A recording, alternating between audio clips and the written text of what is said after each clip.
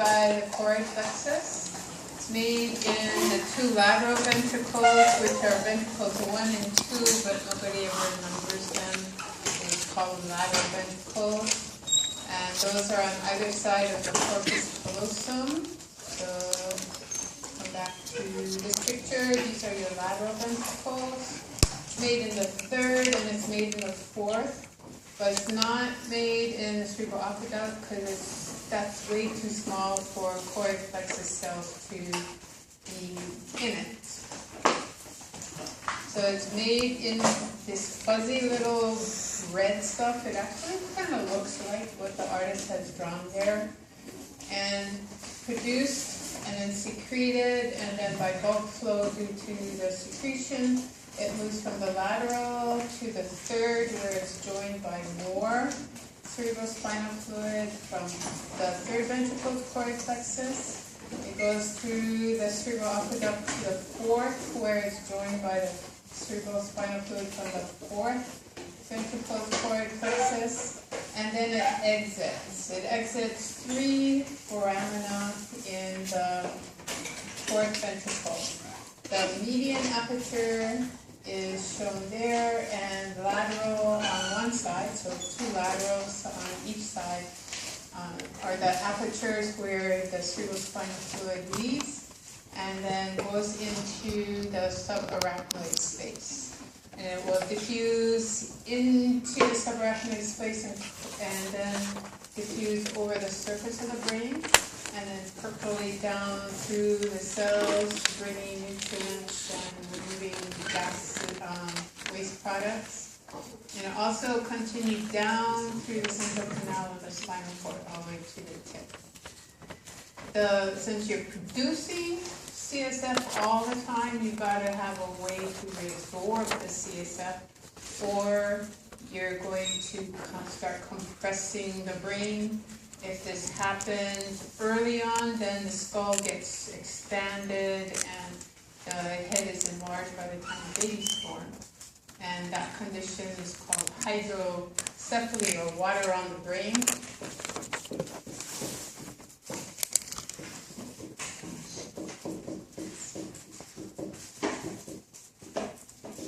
Hydrocephalus, water on the brain.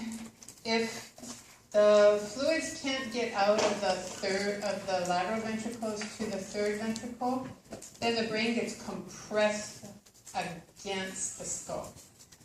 If it can't get out of the lateral and the third, more compression of the brain. If it can't get out of the fourth, more compression of the brain. But if it can't get from the subarachnoid space to the dural sinuses, then the brain gets compressed inwards, down towards the foramen magnum. If this happens early on while the skull still has its large fontanelles, then the head just enlarges and the cartilage gets thin, and it's actually dangerous for the head at that point when the cartilage is still soft. You want to protect that head.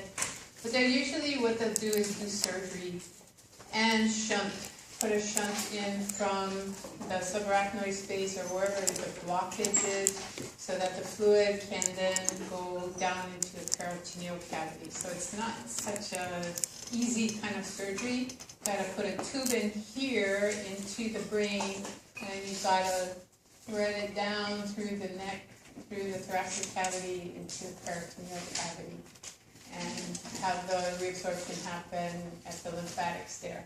Yeah? And they do this while it's still in the womb? No, usually after birth. Oh. So they'll wait till the baby's stable, and then they'll do the surgery. But the longer they wait, the more damage the brain will suffer. So you want to do it pretty early. Yeah, it's pretty successful. Problem is that down there in the peritoneal cavity, little white blood cells and fibroblasts might migrate into the tube, and then it gets blocked. Then you got to redo the surgery, but it usually is pretty good for a number of years. I think it was something like 12, 15 years it's usually good for. Maybe it's better now. Okay, the brain development starts with a single tube, has to close at the top and close at the bottom. If it doesn't, you're born with your brain looking like somebody took a knife and filleted it open. And the skull won't form, and so the baby is born with this head open and the brain exposed to the environment. And they usually, if they come to term, they don't survive very long after birth. If it doesn't close at the other end, then you have some form of spina bifida. Normally, it closes and you get the acceleration of growth happening so that the head starts to develop and you get some bulges and flexures in this tube. When the brain is around 3 months old, there are no gyruses, there are no sulcuses. The cells are still migrating laterally to form the different layers of the brain. And once they get there, then the cells will enlarge. And when that enlargement happens, then the cell bodies are bigger than the axons, where they're tapering down to where their output paths are. And then you'll see the sulcuses and the gyruses starting to form. So around 3 months of age, this is where the lateral ventricles are starting to get kind of a S shape to them or a C shape to them. And the fourth ventricle is starting to get pulled out laterally, and you could see it's getting pulled out posteriorly as well.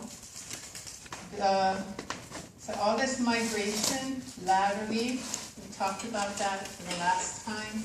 We've got these cells from the inner ependymal layer that are going to migrate laterally.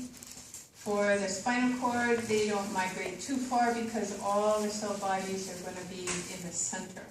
And the white fiber tracts will be in this marginal layer. When you get up to the cerebellar, then you have white fiber pathways interspersed with nuclei.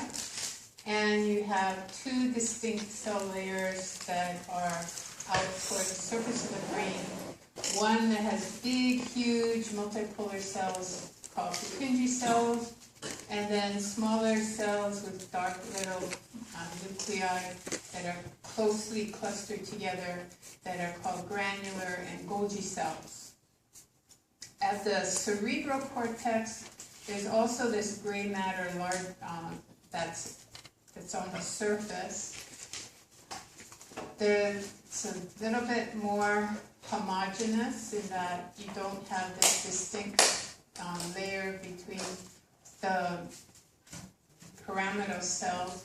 They're there in different layers, and they're kind of different sizes in the different layers, but they're all in this gray matter that's at the surface.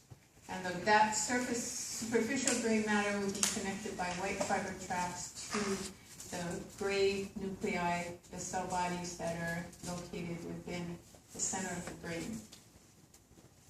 So around 6 months, you have your distinct central sulcus. That will be the line of demarcation between your precentral gyrus, which is primary motor cortex, and the postcentral gyrus, which is primary somatosensory cortex.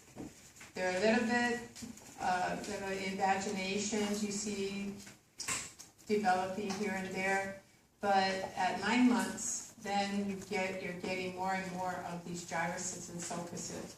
So the cells that have migrated out to the surface, the cell bodies, are larger than the axons that are going down to the brain, through the brainstem and then to the spinal cord. And so these large cells are bulging out, and they're tethered in by their axons. And so you get the gyrus, and then where it's being pulled down towards the tract that's going to take it in or out, you have the sulcus. At 3 months, you have a lobe that is going to disappear.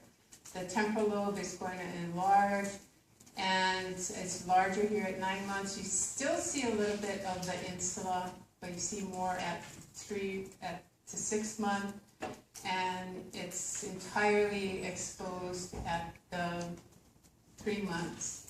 But as the brain matures, this insula is going to get covered by the temporal lobe, and that's why it's called the insula, because it is insulated from the surface of the brain.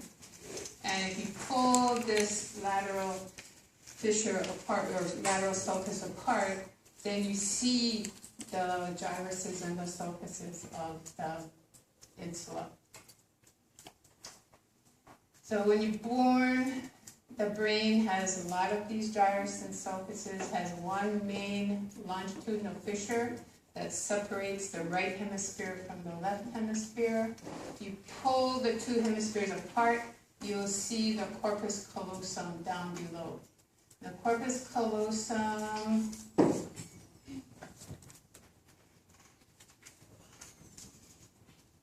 is coming up somewhere, yeah. Corpus callosum is the largest commissural pathway or communication pathway between the right and left hemisphere.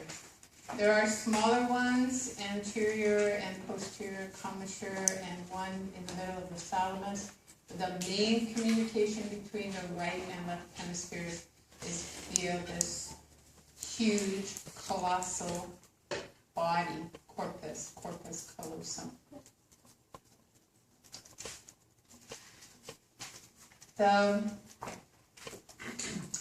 If you're trying to find your central sulcus, you look in the longitudinal fissure and you find all these little beginning points of a sulcus. And you find the sulcus that goes almost all the way down to the lateral sulcus. Then you have your central sulcus. So it has to start in the longitudinal fissure, come out to the surface, and then most of them are going to either start on the surface or end very shortly, and they never go anywhere. So the one that starts in the longitudinal fissure, and you can trace it down to the lateral sulcus, that's your central sulcus. It's a line of demarcation between frontal lobe and parietal lobe. There is also a parieto-occipital sulcus. That one also is better found if you look on inside the longitudinal fissure. Pull the occipital lobe out. You'll see a large sulcus back there that also comes out onto the surface of the brain, and that's your parieto-occipital sulcus. You'll see it on a sagittal section coming up. Anything that is an evagination, a bump up, that's a gyrus. Gyri are plural. A sulcus is an invagination. Sulci are plural. Fissures are large, deep clefts. And a sulcus is also a deep cleft, but not quite as deep lengthwise. Fissure might be a couple inches deep, and a sulcus may be 1/4 inch to 1/2 inch deep. You look at the anterior view, and you can see the brainstem here. You see temporal lobe coming down, your cerebellum in the back, lateral sulcus, and then longitudinal fissure. So cerebellum from the back, it looks like a mini cerebral cortex. All the gyruses are smaller, all the sulcuses are narrower. There's a right and a left cerebellar hemisphere, as there is a right and left cerebral hemisphere. The cerebellum actually means little brain. So this is your little brain, and this is your new brain or neocortex. Lateral sulcus over here. Well, if you pull the lateral sulcus and the frontal lobe apart, then you'll see the insula right under there. The central sulcus comes in this brain all the way down to the lateral sulcus. A lot of brains, it'll stop a little bit before the lateral sulcus. As long as it starts in the longitudinal fissure and comes at least almost all the way to the lateral sulcus, then that's your central sulcus. So post-central gyrus, primary sensory cortex, precentral gyrus, primary motor cortex. Find the parietal occipital sulcus best when you pry the brain open here. You find a large diagonal sulcus in the longitudinal fissure, and then it comes out to the surface of the brain. That's your parietal occipital sulcus. And that end is the line of demarcation between the end of the parietal and then your occipital lobe, which is your primary visual cortex. You can look at those functions. The cerebral cortex, you're going to receive contralateral information from the body where any fiber tract is coming from below the foramen magnum and going to the brain. But anything that's coming in above the foramen magnum, you're going to receive information most of the time for the general senses on the same side of the brain. So right sensory organ, right brain, left sensory organ, left brain. That's not totally true with the special senses. There is some crossing going over. But for the somatosensory, it's ipsilateral above the foramen magnum and contralateral below. The motor commands, again, ipsilateral above the foramen magnum, that's going to be your cortical bulbar tract, and contralateral below the foramen magnum, that's going to be your cortical spinal tract. Each function, each hemisphere tends to have different functions lateralized, but the more you share information with the two hemispheres, the more the information is duplicated. So one way to do that is to start using your non-dominant hand, and maybe using your non-dominant eye and your non-dominant foot to do things that you normally would do with if you're right-handed with the right side of your body. And a lot of word puzzles, a lot of playing music tends to get information shared on both sides. The more you have information shared on both sides, the less problem you're going to have if you age and you die young. The problems are taken care of. But if you're living to 90, 100 years old, you don't want to be having all these signs of dementia and decrease in function. When they look at people who live well into their 90s and 100s, then they find that they do a lot of word puzzles, play music. They use both sides of their brain very often. Would video games count for that? I really don't know if they've studied video games. Those are very complex, and there is a lot of complex processing. So maybe if you want to try turning your Game Boy upside down and see if you can do it backwards, maybe that will help you. I don't know. But yeah, somebody will probably, if they haven't already, probably look into that. But still, they're getting better because now with the PET scan, they can give very specific cues to the brain, and then they see where the metabolic rate increases. And so they know based on that stimulus what part of the brain is handling that information.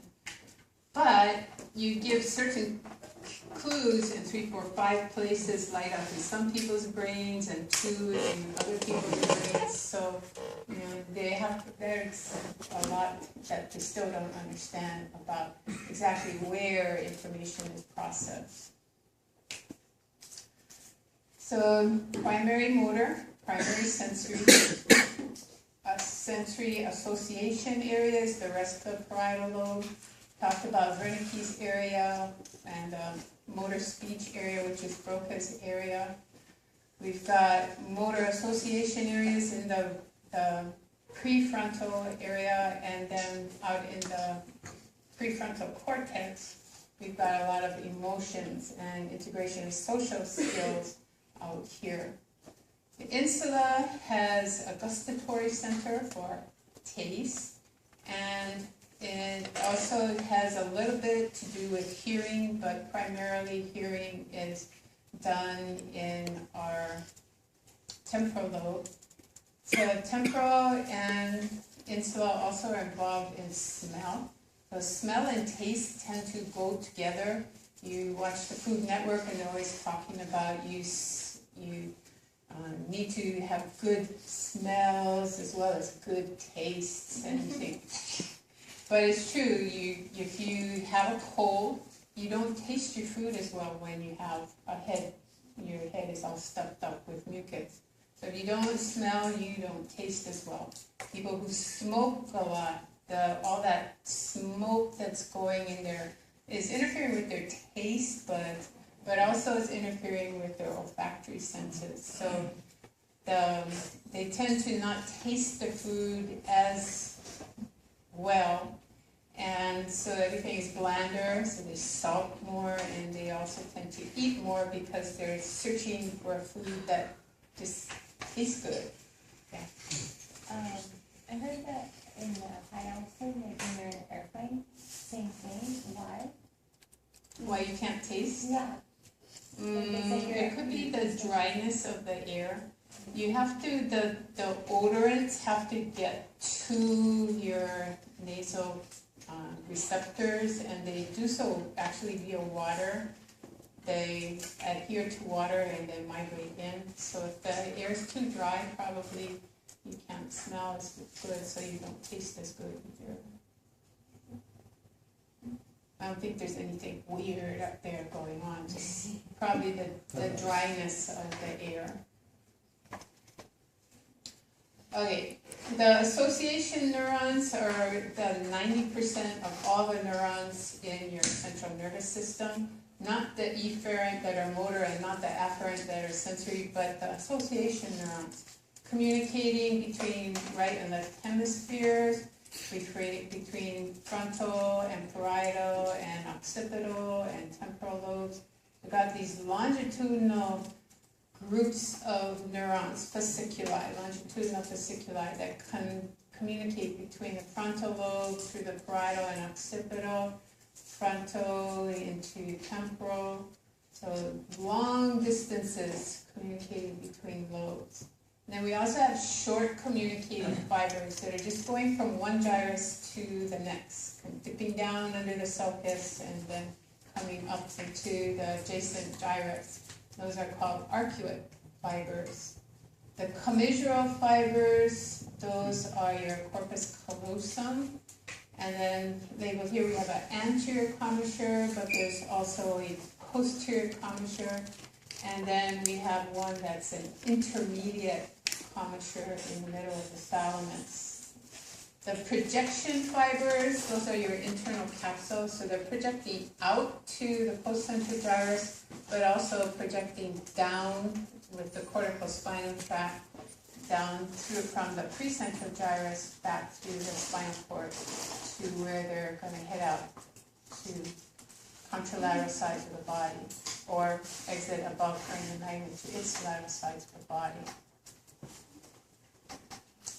We take a coronal section through the brain. You start in the front, you got gray matter, white matter, gray matter, white matter, gray matter, lateral ventricles, and white matter, and you keep sectioning backwards. You're going to run into collections of cell bodies that are grouped together in little distinct areas.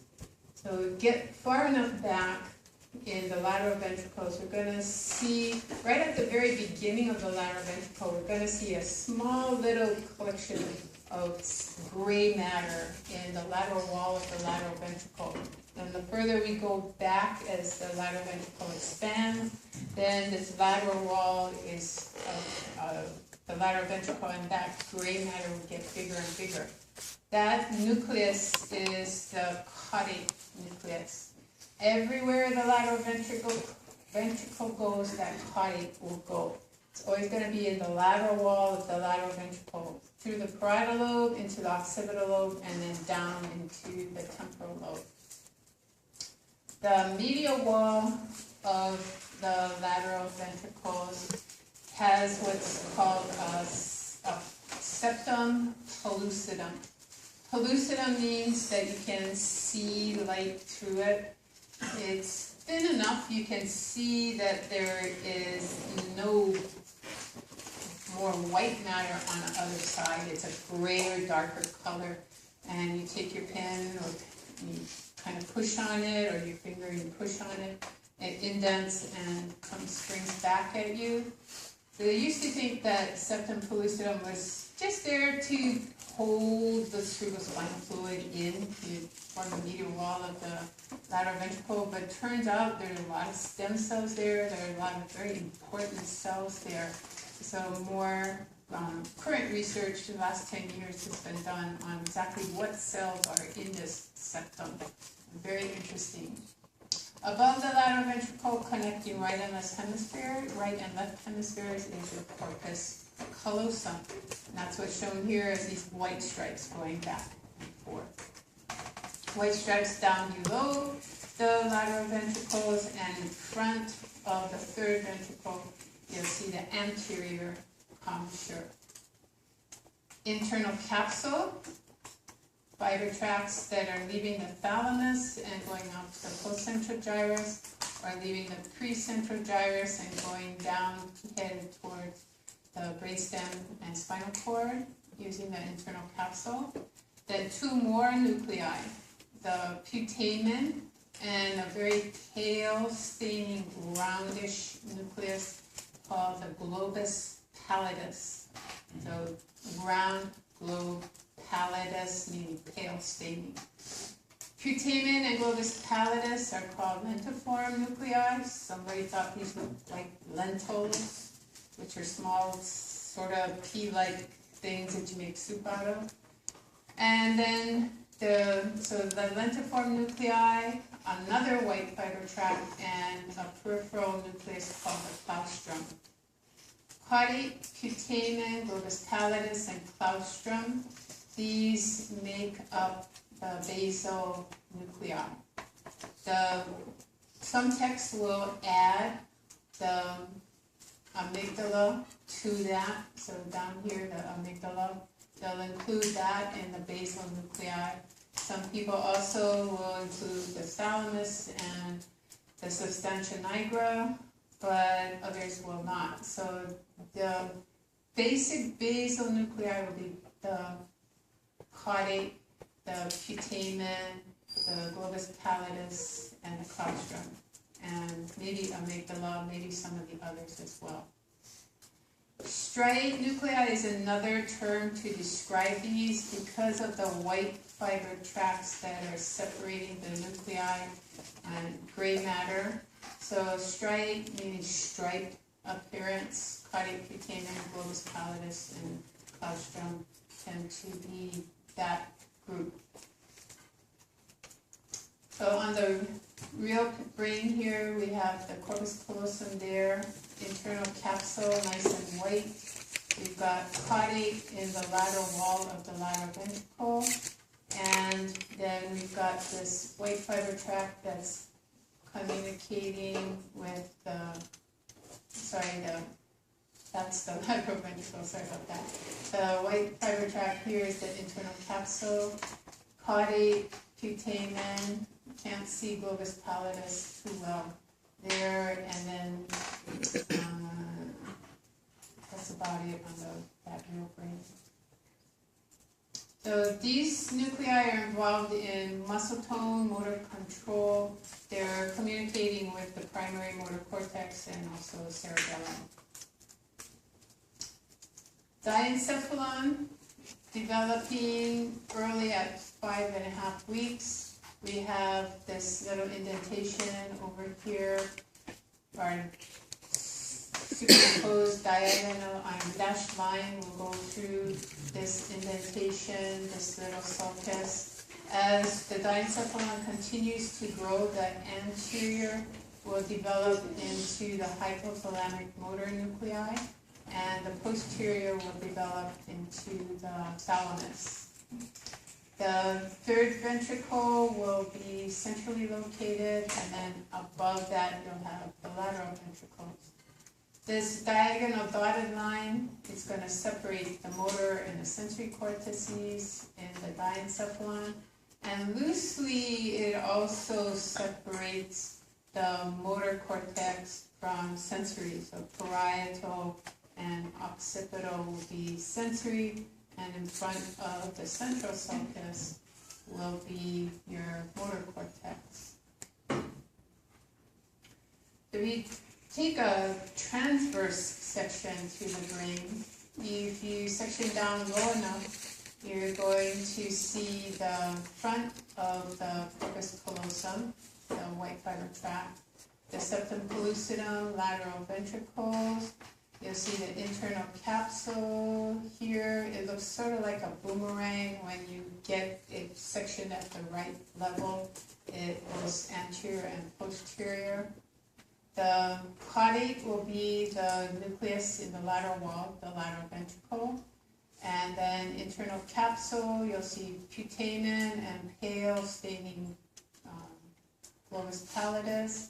And if you look out between the superficial gray and the putamen, there's a little gray stripe that is running through the white fiber out there, and that's your claustrum. So the artist has dissected out the caudate,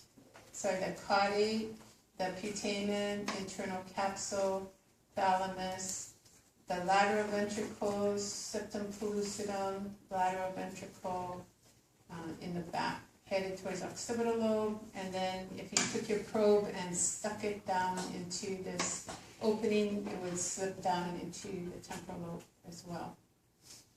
If you look at the real brain, you'll see your choroid plexus in the lateral ventricle,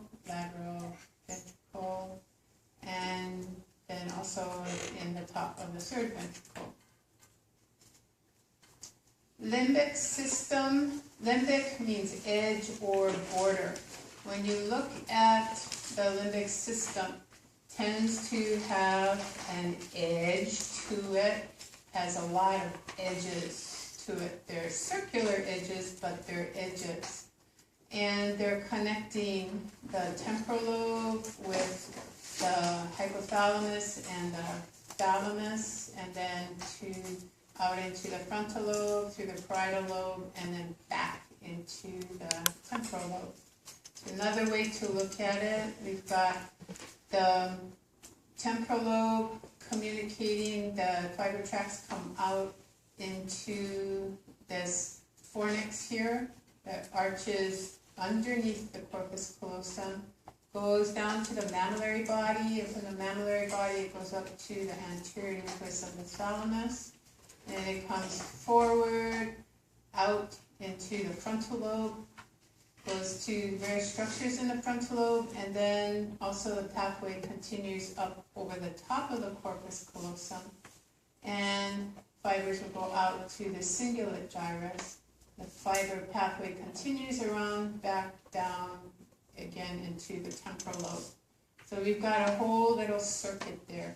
Got fiber tracts leaving and then coming back to the temporal lobe. So outwards, and then so efferent and afferent fiber tracts.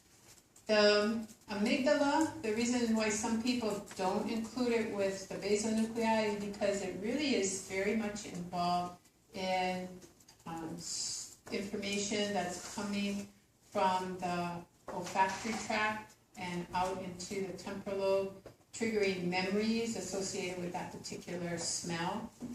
And it also is communicating with your hypothalamus via this fiber tractway. And so it's involved in setting off some very innate kinds of visceral responses through the stimulation of your hypothalamus. So not emotionally oriented, but more drives for eating, grooming, reproduction, things like that that are more innate types of responses. So I put some terms for corpus callosum in the front. I thought it looked like a bent knee, so they called it genu. And at the back side, it looked like a tail, so they called it splenium, which means tail. And the rest is just the body of the corpus callosum. Fornix is named because it's an arch, and that's what fornix means, is arch. Mammillary bodies, two little breast-shaped nuclei on the surface of the inferior surface of the brain. And then these hypothalamic nuclei in this hypothalamus. This is your thalamus, and that white spot is your intermediate commissure or interthalamic adhesion. Either term is acceptable for that. So communication between right and left thalamus. The parahippocampal gyrus, so next to parahippocampus. So this pink is the hippocampus. And then in the center of the hippocampus, there's a nucleus that looks, if you look at the surface of your molar, and then you looked at that nucleus, it has kind of a scallop shape that looks like the surface of your molar, so they call that nucleus the dentate nucleus. Hippocampus has the dentate nucleus. Parahippocampal, hippocampus communicate with the fiber tracts from the parahippocampal gyrus go out into the fornix. The fiber tracts that come back over the top come back into the hippocampus and the dentate nucleus. And they showed pretty well that the dentate nucleus stores a lot of memories for you. So these doors kind of get slammed shut and they pop open. Every now and then information may be completely off grid, and then an appropriate question is asked and the door pops open and this information comes out of you and you're totally amazed. Where did that come from? I don't remember ever learning that. But it was stored in there and the door was shut, but the question was right and popped out. The information popped out. Yeah. Can you ask those right questions on the exam? I try. The problem is to get that information stored, you have to go through this limbic system repetitively over and over and over. And that's what's on the next slide, is this Papes circuit. It's not Papez, that's what I called it one time, and I got slammed by my professor. It's not Papez, it's Papes. So this James Papes, back in 1937, he was studying the brain and the integration of sensory information from the olfactory tract and triggering memories, and then also trying to figure out how learning was stored in the brain. So he described what he felt were the circuits that were used to store these memories and also to trigger the link between what you smell and what you remember and the emotions. So this is the pathway that he said was going to be important. You're going to have information leaving the hippocampus via the fornix. That was right. And going to the mammillary body. That was right. Going from the mammillary body to the anterior nucleus of the thalamus. That was right. From the anterior nucleus of the thalamus, he said there's a mammillothalamic tract, and then that's going to head out to the genu of the corpus callosum. It's gonna go through that and into the cingulate gyrus, and from the cingulum, it's gonna come back into the parahippocampal gyrus. And he said also that it was gonna go to this medial entorhinal cortex, where smell was also, information was stored. And he described that pathway as the perforant pathway, because this entorhinal cortex actually looks like somebody took an ice pick and poked holes into the surface of the brain. There's all these tiny little indentations in the surface of the brain. And then from the perforant pathway back to the dentate nuclei in the hippocampus. So he was pretty much correct. They've added to his circuit the prefrontal cortex. They come out through the genua of the corpus callosum into the cingulum, but also you go out to the frontal cortex. And then they also associated the amygdala, so amygdala with the parahippocampal and hippocampus.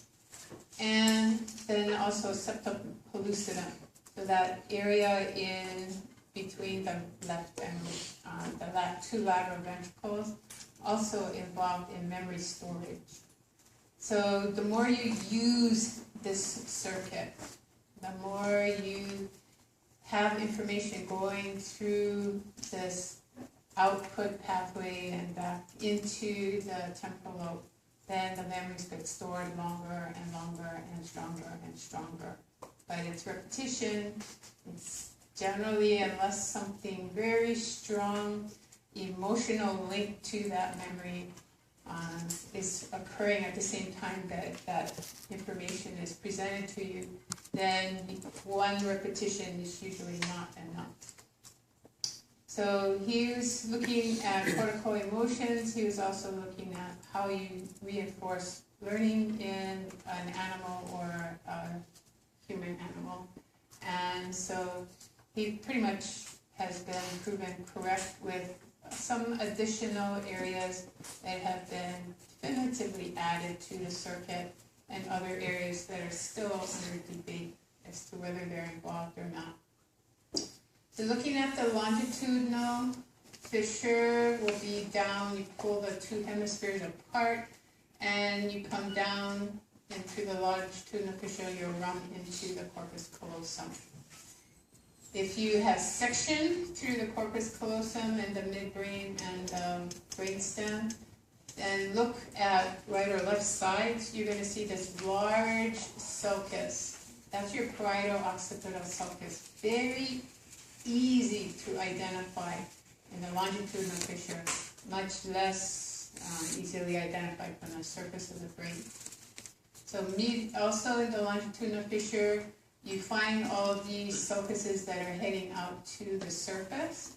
So find one with your probe and follow it out to the surface. If it ends in a very short distance, then it's not your central sulcus. The central sulcus will come out, and then you can follow it almost all the way to the lateral sulcus. Corpus callosum, septum pellucidum there. If you look really closely and really carefully, you can probably find that little intervertebral foramen there, and slip your probe into it, and you can go into the lateral ventricle and kind of play with the septum pellucidum, kind of pull it out and wiggle it around. The interventricular foramen communicates with the space here between right and left sides of the thalamus. Also, the cerebrospinal fluid will go down into the hypothalamus, and then it will drain down through the cerebral aqueduct to the fourth ventricle, and then exit the median and the two lateral apertures to go over the surface of the brain.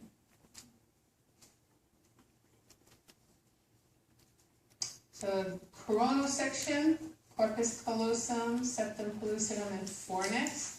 Fornix is in the septum pellucidum, down at the base of the septum pellucidum. So it's coming out posteriorly, it will run forward and then dip down towards the hypothalamus. Interventricular vascular foramen, and then your third ventricle, and that little piece of white matter there is your intermediate commissure or intermediate adhesion or interthalamic adhesion.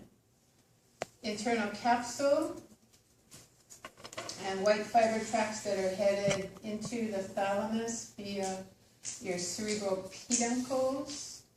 Down here, midbrain and pons, and then medulla oblongata.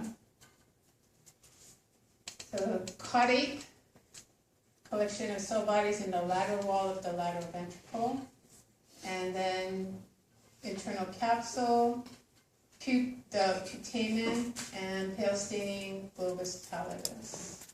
And this is your thalamus in the center. The thalamus is divided into all of these different nuclei.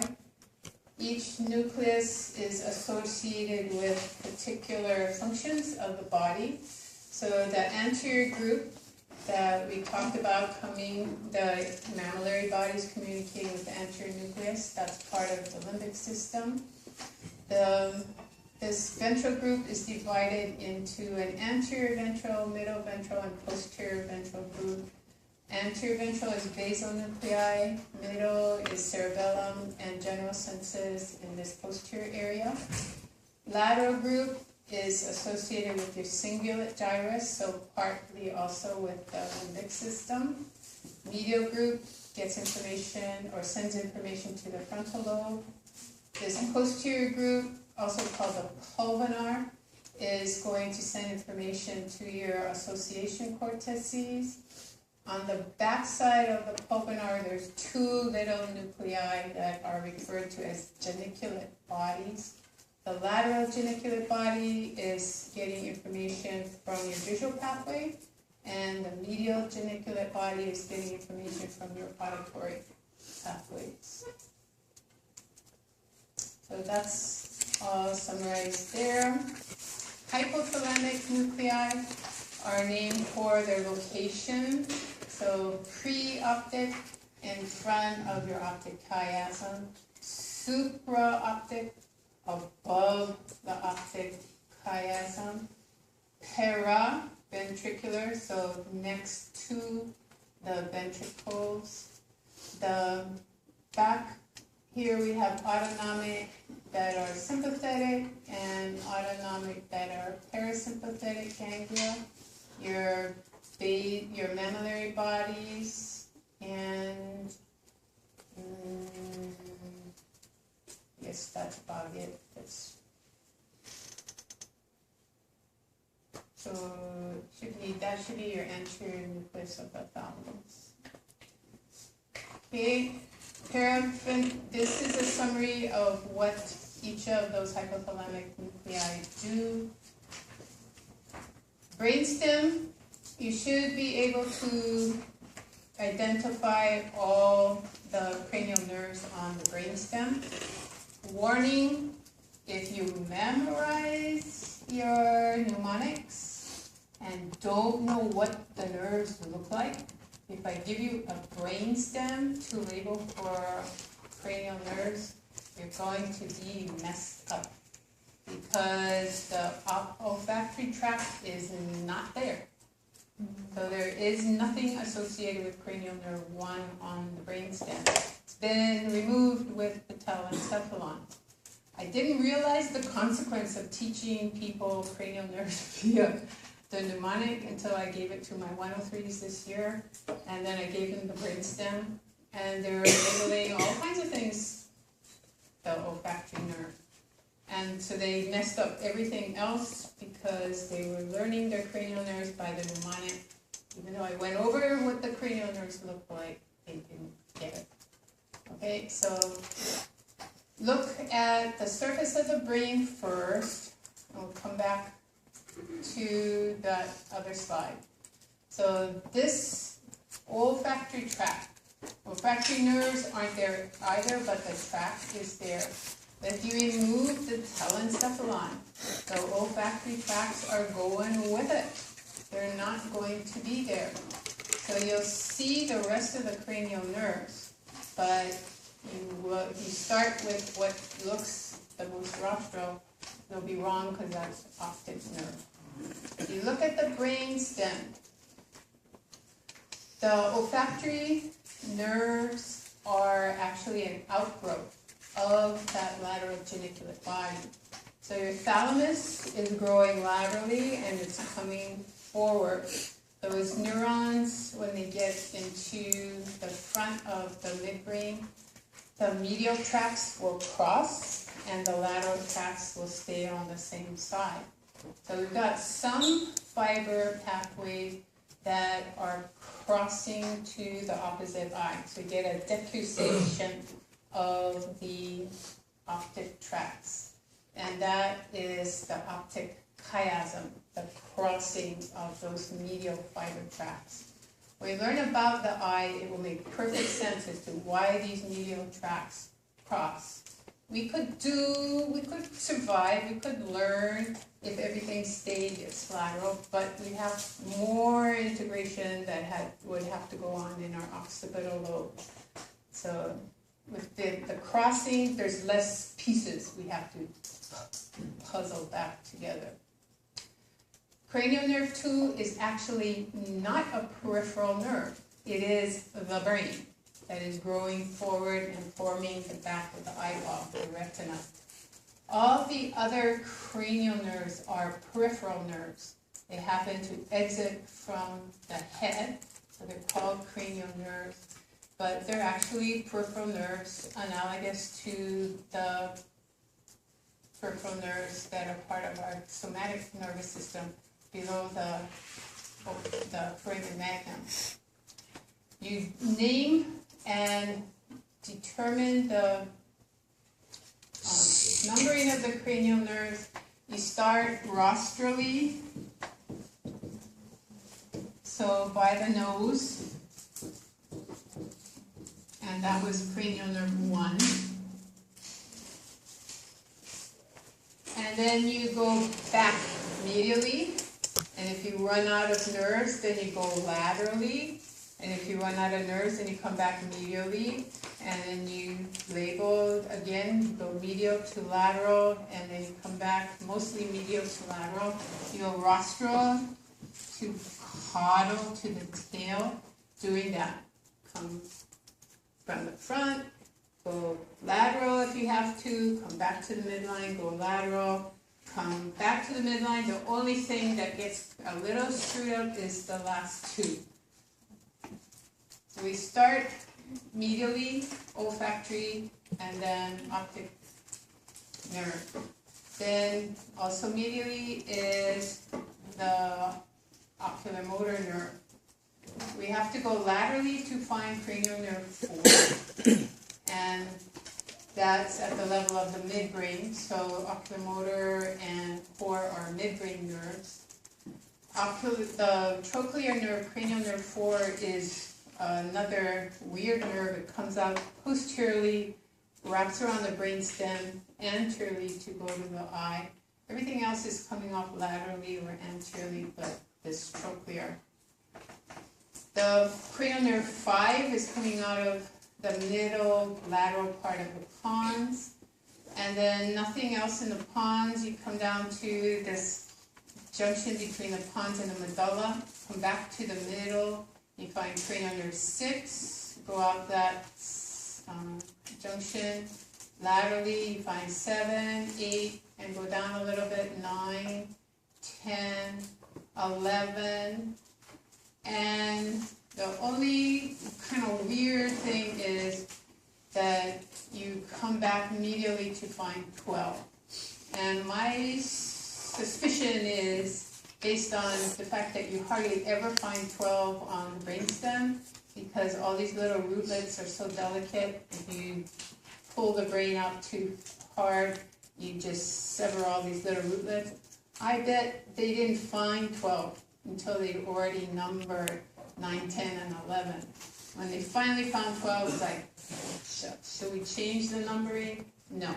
Let's not go medial lateral to get to 11 and 12, because everybody thinks this is 11, so let's just call this 12. So it's a little bit screwed up at the end, but if you look at the brain, you see how delicate these tiny, really tiny, almost like half of a thread. If you took your sewing thread and split your thread into its components, that's how fine these little rootlets are. They're just so delicate. If you pull the brainstem out too fast, the majority of cranial nerve 12 is stuck in the skull. On the back side of the brainstem, you'll see this is the back side of your thalamus. You have your choroid plexus here in red. You have your pineal gland in the center here, your superior and inferior colliculi. The superior are for visual reflexes, inferior for auditory reflexes. You also see cranial nerve 4 coming up posteriorly. And then the cerebellum's been cut, and you can see that there are 3 pathways that are going to communicate between right and left parts of the cerebellum, and then also communicate with the cerebrum and also the spinal cord. So there are these 3 peduncles that are superior peduncle tends to go to the cerebrum, but also receives some from the spinal cord. Middle tends to be contralateral communication between the thalamus, that's its main job, and then inferior is receiving information from the spinal cord.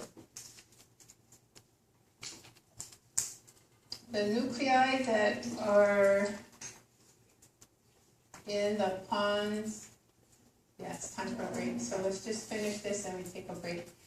The pons nuclei, the pneumotaxic and the apneustic center, these are your respiratory, 2 of your respiratory control centers.